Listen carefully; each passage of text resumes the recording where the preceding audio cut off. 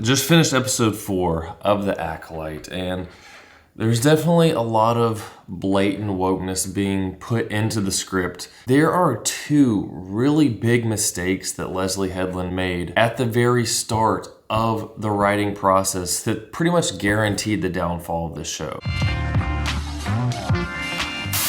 Now, I don't necessarily think it's the wokeness in itself that's killing the show The Acolyte, because there are plenty of other shows and movies that have woke stuff in them and are all about that. People watch them, they do just fine. And every script is going to virtue signal those virtues that the writer believes in. The reason that it isn't working with The Acolyte is because Leslye Headland's first mistake is not considering her audience when writing the show. Star Wars began in 1977. My dad saw it in the theater as a teenager. His generation grew up in a time of the nuclear family. We had shows like The Brady Bunch in the 60s and 70s, and moving on to stuff like Happy Days, and even further on going in the 80s, The Wonder Years, Full House, all these more wholesome shows with families working hard for what they get and valuing things that frankly just made sense. I saw the prequels in the theater as a teenager, and I grew up with those same values being seen as something good. So you have generations of people with similar values who are invested in this franchise. It's a story of good and evil, Jedi versus Sith, values of self-control versus self-centeredness. And what are the values of the woke crowd?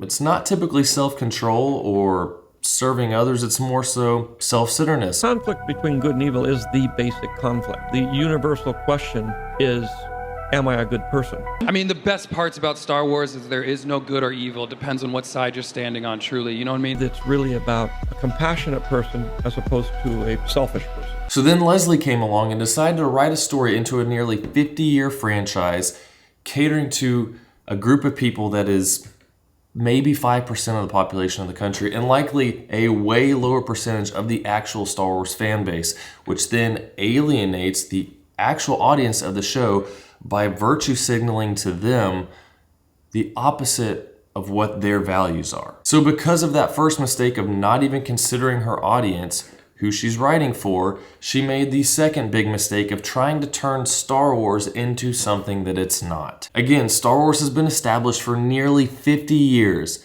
Jedi good, Sith bad, the light and the dark, deny self versus give in to temptation. Well, that's not the agenda of the woke crowd. Destroy the nuclear family instead.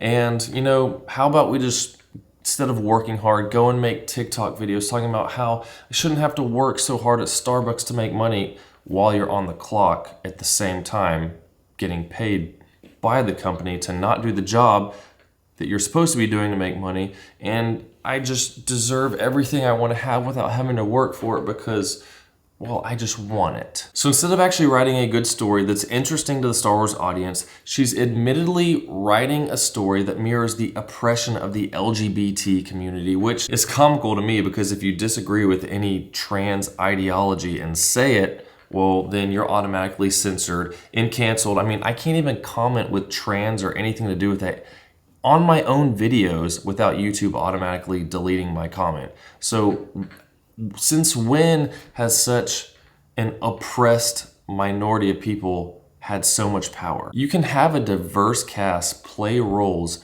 without trying to make those roles into something that doesn't help the storyline in any way. But if you say you don't like any of her diverse characters or criticize them in any way, then you're automatically a bigot or racist or homophobe or whatever kind of title you want to be given. Because she thinks that if you don't like one of her characters, then you must hate anyone who's not a straight white male lead. I mean, it couldn't possibly be that the character sucks or the actor is actually bad. Plenty of people love Gina as Cara in The Mandalorian, but she was fired because of her non-use of pronouns.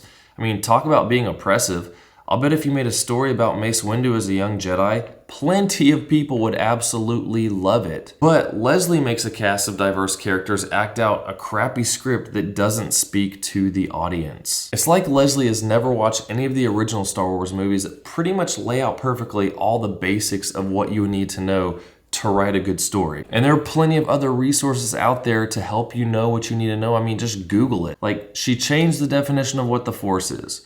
Now the Jedi are bad oppressors. and the blatant focus of putting so many CRT and woke ideas into the story that it destroys the story because it's not actually about anything that has to do with Star Wars. The first white male Jedi we see is persuaded to kill himself for his past sins. Need I say more?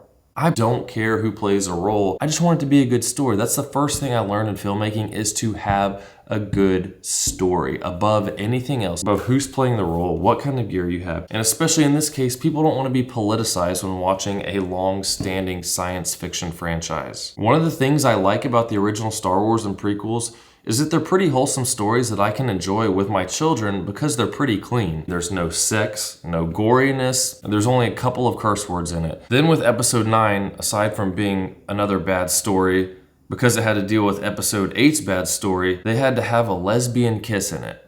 I mean, why? That added nothing to the story. And sure, you may ask, well, what about Han and Leia? Or what about Anakin and Padme? They're both main characters in the story with a love arc. But why do we need to see two random women that nobody cares about or probably even knows their names kiss in a celebration scene? And what's with the pronouns in episode 4? Dialogue needs to have a purpose. So this one part, the girl says, is he, I mean, they, whatever. The only reason to have that line in there is to show someone saying a pronoun and realizing, oh, that might have been the wrong pronoun, so I'm going to refer to that singular person as plural. I mean, that doesn't even make sense. And aside from that, all the random dialogue going throughout the show that really didn't add anything to it. I've written plenty of bad dialogue in my own stories, and I read them out loud. I read them to other people, get feedback, and I'm like, okay, how can I write this better? Does this even need to be in the story? Or how can I show this instead of saying it? Like, there's just so many things that I'm like, this is boring. Like,